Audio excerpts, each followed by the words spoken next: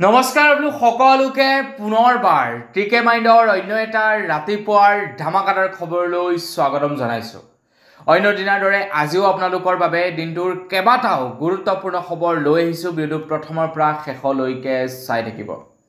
আগবাঢ়িছোঁ যে খবৰটোৰ ফালে আগবঢ়াৰ আগতেই আপোনালোকক সৰুকৈ এটা ৰিকুৱেষ্ট, যদি খবৰকেইটা চাই আপোনালোকৰ অকণমান হ'লেও ভাল লাগে লাইক এটা কৰিবলৈ কিন্তু নাপাহৰিব। আগবাঢ়িছোঁ আজিৰ প্ৰথমটো খবৰৰ ফালে। আমাৰ ভাৰতবৰ্ষত দিনক দিনে বৃদ্ধি পাইছে হাৰ্ট এটেকত মৃত্যু হোৱা ৰোগীৰ সংখ্যা। এয়াই নহয়, দিনক দিনে আমাৰ ভাৰতবৰ্ষত ডায়েবেটিক পেচেণ্টৰ সংখ্যাও বৃদ্ধি পাইছে বুলি খবৰ ওলাই পৰিছে। এয়া মোৰ মনৰ পৰা কোৱা কথা নহয়, এয়া এক ছাৰ্ভেত প্ৰকাশ পোৱা তথ্য। এটা ছাৰ্ভে কৰা হৈছিলে দিল্লী জনসাধাৰণৰ মাজত, আৰু দিল্লীৰ জনসাধাৰণৰ মাজত এইটো প্ৰমাণিত হৈছে যে প্ৰত্যেক 3জন ব্যক্তিৰ মাজত এজন ব্যক্তিৰ ডায়েবেটিক হৈছে দিল্লী। এয়া কেৱল দিল্লীয়েই নহয়, গোটেই ভাৰতবৰ্ষতেই বৰ্তমান সময়ত একেই অৱস্থা।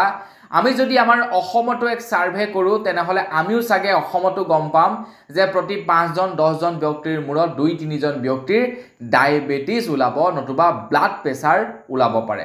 ব্লাড প্ৰেছাৰটোতো এটা কমন বেমাৰ বুলি ক'ব পাৰি। আমাৰ অসমত বা গোটেই ভাৰতবৰ্ষত ব্লাড প্ৰেছাৰটো এটা কমন বেমাৰ। গতিকে এইবিলাকৰ পৰা যদি আমি বাচিবলৈ হয় তেনেহ'লে আমি খাদ্য বস্তু ভালদৰে খাব লাগিব। আমাৰ দৈনিক যিটো নেকি লাইফষ্টাইল সেইটো আমি সলনি কৰিব লাগিব। আমি মন গ'লেই কিবা এটা খাই দিলোঁ, মন গ'লেই শুলোঁ, মন গ'লেই উঠিলোঁ, আমি কাম বন কমকৈ কৰিলোঁ।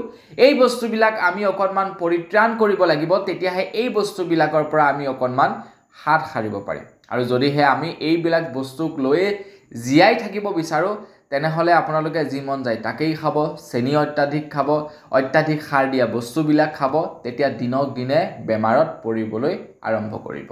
আপোনালোকেও যদি এতিয়া টেষ্ট কৰে, আগে আপোনালোকৰ দেহত হয়তো চুগাৰ ওলাব পাৰে, আপোনালোক হয়তো ব্লাড প্ৰেছাৰত আক্ৰান্ত হ'ব পাৰে, মুঠৰ ওপৰত কিবা নহয় কিবা এটা বেমাৰ আপোনাৰ দেহত ওলাবই, আৰু এয়া সম্পূৰ্ণ প্ৰভাৱ পৰিছে আমাৰ লাইফষ্টাইলৰ বাবে। আগবাঢ়িছোঁ ইয়াৰ পাছৰটো খবৰৰ ফালে। যোৱাকালিৰে পৰা আমাৰ অসমত আৰম্ভ হৈছে সুধাকণ্ঠ ডক্টৰ ভূপেন হাজৰিকাদেৱৰ জন্ম বাৰ্ষিকী। সুধাকণ্ঠ ডক্টৰ ভূপেন হাজৰিকাদেৱৰ জন্ম বাৰ্ষিকী এতিয়া 1 বছৰ উদযাপন কৰা হ'ব আমাৰ অসমত। তো তেখেতৰ বাৰ্থডে সকলোৱে চেলিব্ৰেশ্যন কৰিছে। অকল অসমেই নহয়, অসমৰ লগতে গোটেই ভাৰতে চেলিব্ৰেশ্যন কৰিছে ডক্টৰ সুধাকণ্ঠ ভূপেন হাজৰিকাদেৱৰ জন্মদিন। ডক্টৰ ভূপেন হাজৰিকাদেৱৰ পাছত চাগে এনে এজন ব্যক্তি ওলাব নে নোলাব এইটো এটা সন্দেহ আছে। আমাৰ জুবিন দা আছে বাৰু, চিন্তা কৰিব নালাগে। জুবিন দাও ঠিক তেনেকুৱা ধৰণৰ এজন ব্যক্তি। গোটেই ভাৰতব্যাপী তেখেত কিমানে ভাল পায় সেই সম্পৰ্কে আমি বৰ্তমান সময়ত থিৰাংকৈ ক'ব নোৱাৰিম। আৰু সেইবোৰ বাদ দিছোঁ, জুবিন দাই হয়, ভূপেন দাই হয়, হয়নে নহয়? কথাটো হৈ গ'ল কি, এতিয়া আমাৰ অসমৰ যিমানবিলাক নেকি বিহু কমিটি আছে, বিহু কমিটিসমূহৰ বাবে এতিয়া এটা ৰিকুৱেষ্ট কৰিছে মন্ত্ৰী হিমন্ত বিশ্ব শৰ্মাদেৱে, যাতে এই বছৰত বিহু ফাংচনত ভূপেন দাৰ গীতৰ বাবে যাতে এটা অনুষ্ঠান তেওঁলোকে আয়োজিত কৰে, তাৰ কাৰণে আহ্বান জনাইছে। যিহেতু এইবাৰ ভূপেন হাজৰিকাদেৱৰ শতবাৰ্ষিকী অনুষ্ঠান আয়োজিত কৰিছে আমাৰ অসমত, 1 বছৰ বাৰ্থডে চেলিব্ৰেশ্যন কৰিব। গতিকে সেই 1 বছৰ বাৰ্থডে চেলিব্ৰেশ্যনত তেখেতক সন্মান জনাবৰ কাৰণে বিহু কমিটিসকলে যাতে এটাকৈ অনুষ্ঠান ভূপেন হাজৰিকাদেৱৰ নামত কৰে, তো তাৰ বাবে অনুৰোধ জনোৱা হৈছে। দেখা যাওক বিহু কমিটিসমূহে কি কৰে। আগবাঢ়িছোঁ ইয়াৰ পাছৰ খবৰৰ ফালে। ইয়াৰ পাছৰ খবৰটো ওলাই পৰিছে নেপালৰ পৰা। নেপালত বন্ধ কৰি দিয়া হ'ল হোৱাটছআপ, ফেচবুক, ইনষ্টাগ্ৰামকে ধৰি কেইবাটাও ছ'চিয়েল মিডিয়া প্লেটফৰ্ম। নেপালত কেইবাটাও ছ'চিয়েল মিডিয়া প্লেটফৰ্ম বন্ধ কৰি দিয়াৰ পাছতেই এতিয়া নেপালৰ জনসাধাৰণ নামি পৰিছে ৰাজপথত আৰু প্ৰতিবাদ সাব্যস্ত কৰিছে চৰকাৰৰ বিৰুদ্ধে। খবৰ লোৱা অনুসৰি এই প্ৰতিবাদৰ ফলত এতিয়ালৈকে 6জনকৈ নাগৰিকৰ মৃত্যু হৈছে বুলি খবৰ ওলাই পৰিছে। নেপালত সম্পূৰ্ণৰূপে নিষিদ্ধ কৰি দিলে Facebook, WhatsApp, Instagram, Twitter, YouTube এই এপ্লিকেশ্যনবিলাক সম্পূৰ্ণৰূপে বন্ধ কৰি দিলে। বৰ্তমান সময়ত ফেচবুক, ইনষ্টাগ্ৰাম বা ইউটিউব এই 3টা মাধ্যম কেৱল এণ্টাৰটেইনমেণ্ট পাৰপজৰ কাৰণেই মানুহে ব্যৱহাৰ নকৰে। এই 3টা প্লেটফৰ্মৰ পৰা মানুহে পইচা উপাৰ্জন কৰিবৰ কাৰণে ব্যৱহাৰ কৰে এই 3টা প্লেটফৰ্ম। এতিয়া মই যদিহে ইউটিউবত ভিডিঅ' নবনালোহেঁতেন, মই যদিহে ফেচবুকত ভিডিঅ' নবনালোহেঁতেন, মোৰ বোধেৰে মই হয়তো ফেচবুক, ইনষ্টাগ্ৰাম বা ইউটিউব এই বস্তুকেইটা চাগে নচলালোহেঁতেন।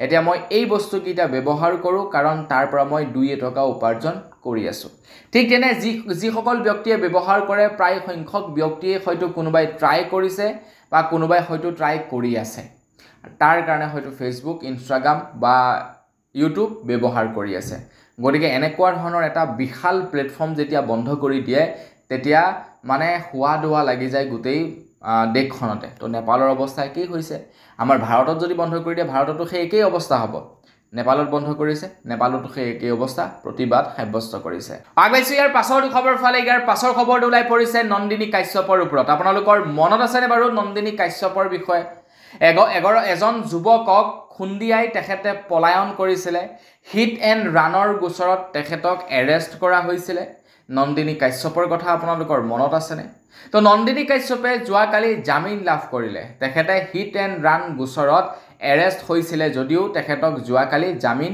দিয়া হয় খবৰ লোৱা অনুসৰি জামিন পালে অভিনেত্ৰী নন্দিনী কাশ্যপে মহানগৰী হিট এণ্ড ৰানৰ গোচৰত জামিন লাভ নন্দিনী কাশ্যপৰ তীব্ৰবেগী বাহনৰ খুন্দাত নিহত হৈছিল সামিউল হক তো সামিউল হক নামৰ যুৱকজনৰ মৃত্যু হৈছিল আৰু তাৰ পাছতেই তেখেতক এৰেষ্ট কৰিছিলে থিতাতে নিহত হোৱা নাছিলে কিন্তু তেখেতে খুন্দিয়াই থৈ যোৱাৰ পাছত তেখেতক হস্পিটেলত ভৰ্তি কৰোৱা হয় আৰু তাৰ পাছত সামিউল হকৰ মৃত্যু হয় তো তাৰ পাছতেই হিট এণ্ড ৰান গোচৰৰ অধীনত নন্দিনী কাশ্যপক এৰেষ্ট কৰিছিল আগবাইছো ইয়াৰ পাছৰ খবৰ ফালে ইয়াৰ পাছৰ খবৰটো ওলাই পৰিছে আধাৰ কাৰ্ডৰ ওপৰত বিহাৰত এতিয়া ভোটাৰ পুনৰ নিৰীক্ষণ হৈ আছে বিহাৰত ভোটাৰ পুনৰ নিৰীক্ষণৰ সময়ত আধাৰ কাৰ্ডক মুখ্য ডকুমেণ্ট হিচাপে ধৰা নাছিলে ইলেকশ্যন কমিশ্যন ডিপাৰ্টমেণ্টৰ ফালৰ পৰা ইলেকশ্যন কমিশ্যন ডিপাৰ্টমেণ্টে কৈছিলে যে আধাৰ কাৰ্ডখনক আমি মুখ্য ডকুমেণ্ট হিচাপে ধৰিব নোৱাৰিম বা ভোটাৰ ভেৰিফাই কৰাৰ ক্ষেত্ৰত আমি আধাৰ কাৰ্ডখনক উৎস হিচাপে ল'ব নোৱাৰিম বুলি জনাইছিলে বিহাৰৰ ইলেকশ্যন কমিশ্যন ডিপাৰ্টমেণ্টে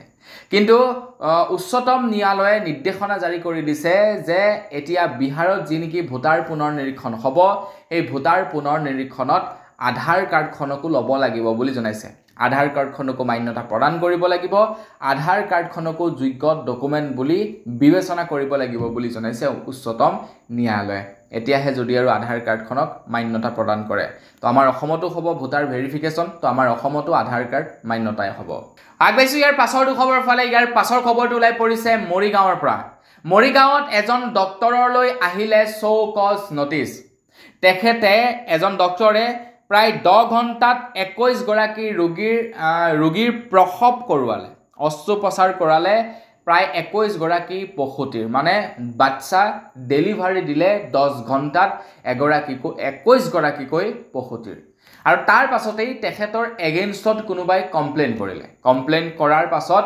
তেখেতলৈ এতিয়া শো কজ নটিচ আহিছে অৰ্থাৎ কাৰণ দৰ্শোৱাৰ নটিচ আহি পৰিছে যে তেখেতে কেনেকৈ 21 গৰাকী মহিলাক 10 ঘণ্টাত অস্ত্ৰোপচাৰ কৰি সম্পূৰ্ণ কৰিলে এতিয়া মৰিগাঁৱৰ সেই ডক্টৰজনে কৈছে যে আগতেও এনে ধৰণৰ কাৰ্য ডক্টৰবিলাকে কৰি আহিছে আৰু এতিয়াও কৰে তো তেখেতলোকৰ হস্পিটেলত দুখনকৈ বেড আছিলে এখন বেডত যেতিয়া নেকি কোনো এগৰাকী ৰোগীক অস্ত্ৰোপচাৰ কৰি থকা হয় অন্য এখন বেডত অন্য এগৰাকী ৰোগীক হাজু কৰি থকা হয় ঠিক তেনেকৈ তেখেতে 10 ঘণ্টাত 21 গৰাকীকৈ ৰোগীৰ অস্ত্ৰোপচাৰ কৰিলে তো তেখেতে যিমান কেইজন ৰোগীৰ অস্ত্ৰোপচাৰ কৰিছে এজনৰো কোনো ধৰণৰ খেলিমেলি নাই মাত্ৰ দুটা বাচ্চা এজনৰ অকণমান জণ্ডিছটো বাঢ়িছে যাৰ কাৰণে মানে হস্পিটেলতে ৰাখিছে আৰু এজনৰ অলপ অসুবিধা হোৱাৰ কাৰণে মানে গুৱাহাটীলৈ প্ৰেৰণ কৰিছে তেখেতলোকক তাৰ বাহিৰে বাকি সকলোবিলাক পেচেণ্ট সুস্থ অৱস্থাত আছে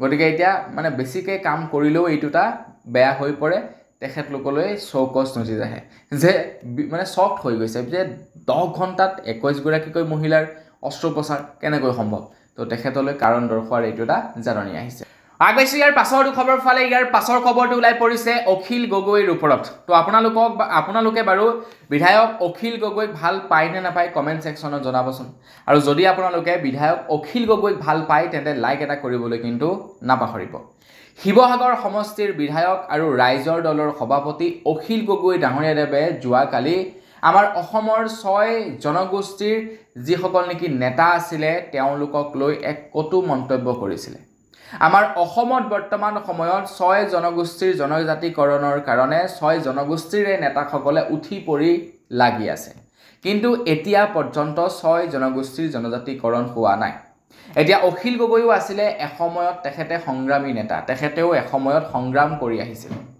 আৰু তেখেতে কৈছে যে যিবিলাক নেকি 6 জনগোষ্ঠীৰ নেতা আছে একাংশ নেতাই বোলে আপোনাৰ মুখ্যমন্ত্ৰী হিমন্ত বিশ্ব শৰ্মাৰ পৰা পইচা লয়, পীযুষ হাজৰিকাৰ পৰা পইচা লয়। তো পীযুষ হাজৰিকাৰ পৰা পইচা লৈ দিল্লীত প্ৰতিবাদ সাব্যস্ত কৰিবলৈ যায়, পীযুষ হাজৰিকাৰ পৰা পইচা লৈ দিছপুৰত তেওঁলোকে প্ৰতিবাদ সাব্যস্ত কৰে। তো অখিল গগৈয়ে কৈছে মন্ত্ৰী হিমন্ত বিশ্ব শৰ্মাৰ পৰা পীযুষ হাজৰিকাৰ পৰা পইচা লৈ যেতিয়া তেওঁলোকে প্ৰতিবাদ কৰিবলৈ যাব সেই প্ৰতিবাদৰ তেওঁলোকে কোনো ধৰণৰ ফল নাপাবই। যেতিয়ালৈকে এনেকুৱা ধৰণৰ কাৰ্যবিলাক কৰি থাকিব তেতিয়ালৈকে 6 জনগোষ্ঠীৰ জনজাতিকৰণ নহয়। আৰু তাৰ পাছতেই 6 জনগোষ্ঠীৰ যিমান কেইজন নেকি নেতা আছিলে তো তেওঁলোকে এতিয়া সমালোচনা কৰা দেখিবলৈ পোৱা গৈছে অখিল গগৈ। তো অখিল গগৈয়ে কৈছে যে মই সকলো নেতাকে কোৱা নাই, মই 6 জনগোষ্ঠীৰ জনজাতিকৰণৰ পক্ষত আছোঁ। মই যিহেতু এটা সময়ত মানে দল সংগঠন কৰি আহিছোঁ, গতিকে মই যিটো সময়ত নেকি দল সংগঠন কৰি 6 জনগোষ্ঠীৰ জনজাতিকৰণৰ কাৰণে মাত মাতিছিলোঁ তো সেই সময়ত মোৰ লগত কিছুমান বেয়া অভিজ্ঞতা হৈছিলে। এই 6 জনগোষ্ঠীৰ যিবিলাক নেতা আছিলে তেওঁলোকৰ সৈতে মোৰ এটা বেয়া অভিজ্ঞতা হৈছিলে আৰু সেই অভিজ্ঞতাৰ ভিত্তিতহে মই এইষাৰ কথা কৈছোঁ আৰু সকলোবিলাক নেতাক কোৱা নাই, একাংশ নেতাক কৈছোঁ বুলি তেখেতে উল্লেখ কৰিছে। আৰু তেনেকুৱা নথকাও নহয়, তেনেকুৱা আছে আমাৰ অসমত আৰু ভৱিষ্যতলৈ থাকিব।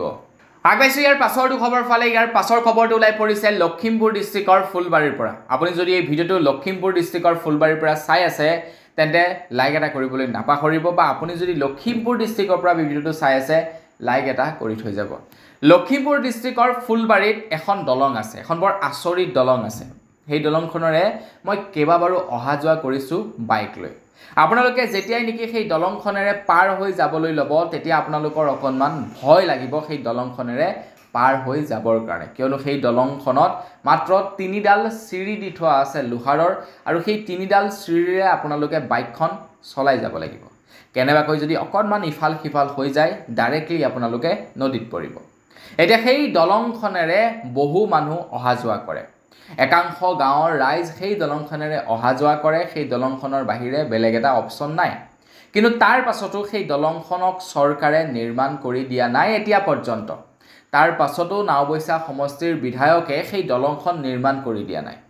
নাওবৈচা সমষ্টিৰ বিধায়কজন কংগ্ৰেছৰ বিধায়ক, সেই সম্পৰ্কে আপোনালোকে হয়তো জানে। এতিয়া নেক্সট আমাৰ নাওবৈচা সমষ্টি নহয়, এতিয়া ৰঙানদী সমষ্টি। এতিয়া ৰঙানদীৰ সমষ্টিৰ নতুনকৈ বিধায়ক হয়তো চাগে আপোনাৰ ঋষিৰাজ হাজৰিকাই প্ৰাৰ্থিত্ব প্ৰদান কৰিব বিজেপিৰ ফালৰ পৰা। গতিকে তেখেত যদি জয়যুক্ত হয় তেতিয়াহে যদি কিবা এটা কাম কৰে।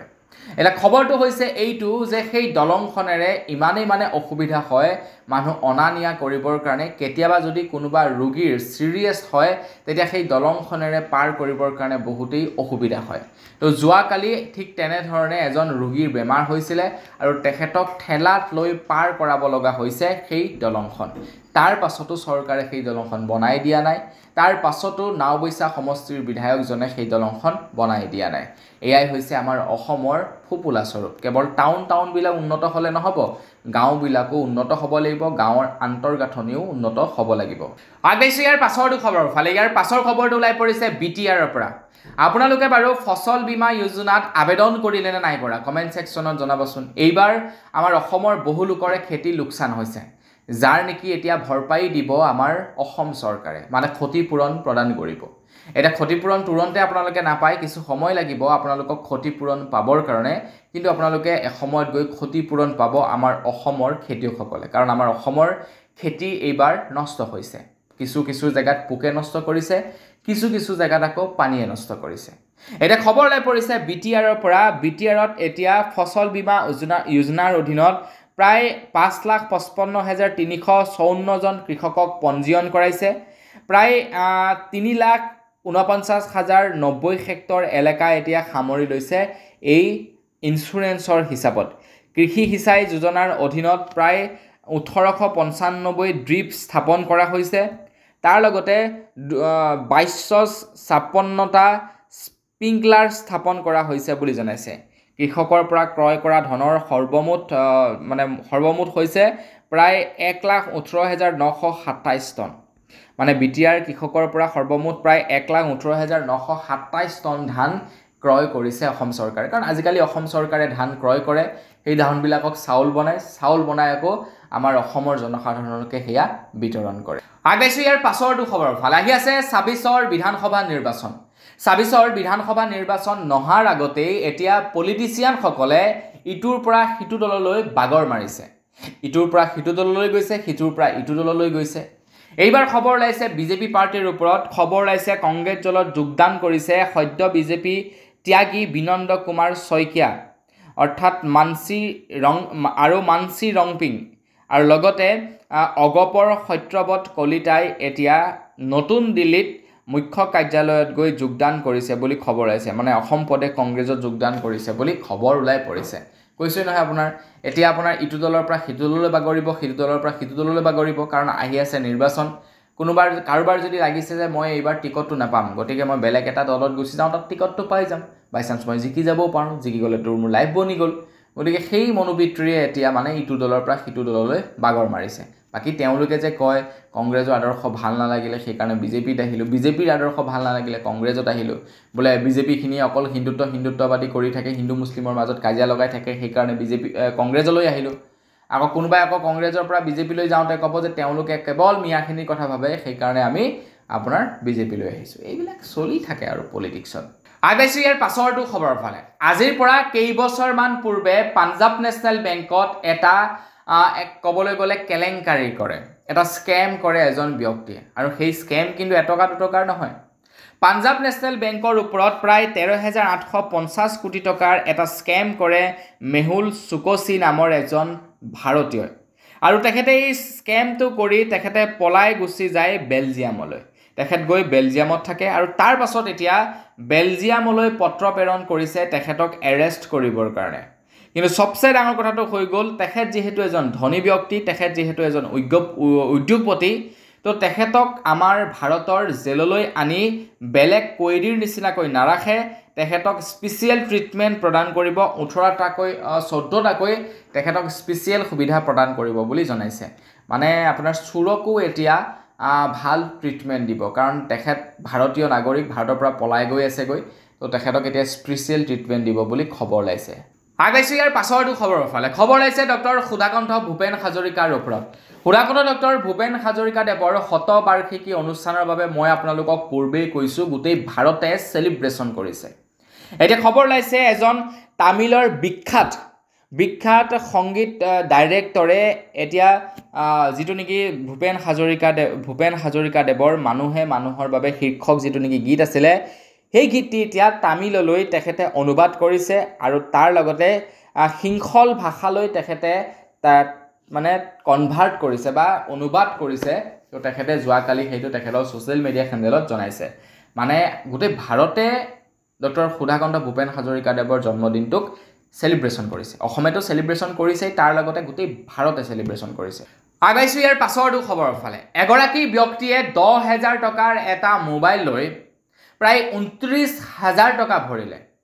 10,000 টকা এটা মোবাইল লৈছিলে, আৰু সেই 10,000 টকীয়া মোবাইলটিৰ বাবদ 29,000 টকা ভৰিছে আমাৰ অসমৰ এগৰাকী ব্যক্তিয়ে, আৰু তেখেতে সেই মোবাইলটো লৈছিলে বাজাজ ফাইনেন্সৰ পৰা। মই আপোনালোকক প্ৰথমেই কৈ দিওঁ ফাইনেন্সবিলাকৰ বিষয়ে অকণমান আভাস।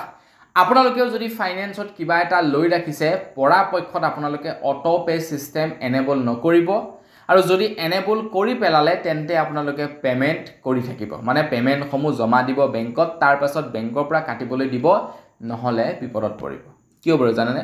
কাৰণ যেতিয়া নেকি তেওঁলোকৰ EMIৰ সময় আহি যায় বেংকসমূহৰ বা ফাইনেন্সসমূহৰ, তেতিয়া তেওঁলোকে অটো পে'মেণ্টৰ বাবে আপোনালোকৰ একাউণ্টলৈ এটা ৰিকুৱেষ্ট পঠাই দিয়ে। আপোনাৰ একাউণ্টত যেতিয়া নেকি পইচা নাথাকিব, পইচা নথকাৰ বিনিময়ত বেংকে প্ৰায় 590 টকা এটা চাৰ্জেছ কাটি দিয়ে। অকল সেয়াই নহয়, তাৰ লগতে বাজাজ ফাইনেন্সেও এটা চাৰ্জেছ কাটি দিয়ে, আৰু তেওঁলোকে এদিনত কেৱল এবাৰেই আপোনালোকৰ বেংকৰ একাউণ্টলৈ ৰিকুৱেষ্ট নপঠায়, দিনটোত কেইবাবাৰো তেওঁলোকে ৰিকুৱেষ্ট পঠায়, যাৰ ফলত নেকি আপোনালোকৰ একাউণ্টৰ পৰা বাৰে বাৰে পইচা কাটি থাকে। ঠিক তেনেকুৱা ধৰণৰ এগৰাকী মহিলাৰ সৈতে হ'ল। মহিলাগৰাকীৰ একাউণ্টত পইচা নাছিলে, পইচা কাটিব নোৱাৰিলে, তেখেতৰ ওপৰত ফাইন লাগি আছিলে। তেখেতে 10,000 টকাৰ যিটো নেকি কিস্তি 6টা কিস্তিত EMI ডিভাইড কৰিছিলে সেই 6টা কিস্তি মাৰি কমপ্লিট কৰি দিলে কমপ্লিট কৰাৰ পাছত একাউণ্টত পইচা ভৰাইছিলে বাপকে পইচা কাটি দিলে তাৰ পাছত যেতিয়া নেকি বেংকত গৈ ষ্টেটমেন্ট চালে তেতিয়া দেখা পাইছে যে বাজাজ ফাইনেন্সত লোন থকাৰ বাবে পইচা কাটিছে কথাটো হৈ গল কি মানে তেখেতৰ যিবিলাক নেকি ফাইন লাগিছিল সেইবিলাক পেন্ডিং হৈ আছিল একাউণ্টত যেতিয়া পইচা ভৰাই দিলে একাউণ্টৰ পৰা কাটি লৈ গল আগবাইছো ইয়াৰ পাছৰটো খবৰ ফালে বৰ্তমান সময়ত আমাৰ অসমত ডি ভোটাৰৰ কেছসমূহ প্ৰত্যাহাৰ কৰিব গুৰখা আৰু কুচ ৰাজবংশী সকলৰ পৰা তো যিসকল নেকি বেংগলী মানুহৰ ওপৰত ডি ভোটাৰৰ ট্যাগটো লাগি আছিল সেই বেংগলী মানুহবিলাকৰ পৰা ডি ভোটাৰৰ ট্যাগটো অথৰাই দিয়া নাই যাৰ বাবে নেকি আমাৰ অসমত এতিয়া বেংগলী সম্প্ৰদায়ৰ লোকসকলে প্ৰতিবাদ সাব্যস্ত কৰিছে বিজেপি পাৰ্টিৰ ওপৰত তো সেই সময়তে বিজেপি পাৰ্টিৰ হৈ মন্ত্ৰী ৰঞ্জিত দাসে কৈছে যে বিজেপি দলক লালন পালন কৰা মূল জনগোষ্ঠীটোই হৈছে হিন্দু বঙালীসকল গতিকে আমি তেওঁলোকৰ বিষয়ে বেয়া কেতিয়াও নাভাবো বিজেপি চৰকাৰ অহাৰ সময়ত অসমত ডি ভোটাৰৰ সংখ্যা আছিল 3,80,000 আৰু বৰ্তমান 94,000 হৈছেগৈ তো অনাগত 5 বছৰৰ ভিতৰত সেয়া হ'বগৈ 50,000 গতিকে যিসকল নেকি ডি ভোটাৰ আছে মানে বেংগলী মানুহ তেওঁলোকে ভয় কৰাৰ দৰকাৰ নাই বুলি জনাইছে যেতিয়ালৈকে অসমত বিজেপি থাকিব তেতিয়ালৈকে বেংগলী সকলৰ নো মেডালো কোনেও খিলাব নোৱাৰে হয় অবিয়াসলি কাৰণ আমি দেখা পাই আছো মুছলমান সকলৰ বিৰুদ্ধে প্ৰতিবাদ কৰি আছে সংগঠনবিলাকে কিন্তু আপোনাৰ যিসকল নেকি বেংগলী মানুহক এতিয়া ডি ভোটাৰৰ পৰা প্ৰত্যাহাৰ কৰিবলৈ লৈছে তেওঁলোকৰ বিৰুদ্ধে একো প্ৰতিবাদ কৰা দেখা নাই গতিকে সেইয়াই আৰু নহয় চৰকাৰৰ সম্পূৰ্ণ সাপোৰ্ট আছে তেওঁলোকৰ ওপৰত কোনে কি কৰিব পাৰে আগবাইছো ইয়াৰ পাছৰটো খবৰৰ ফালে আমাৰ অসমত ক্ষুদ্ৰ চাহ খেতিয়কসকল হয়তো লাহে লাহে আৰু নাইকিয়া হৈ পৰিব আমাৰ অসমৰ ক্ষুদ্ৰ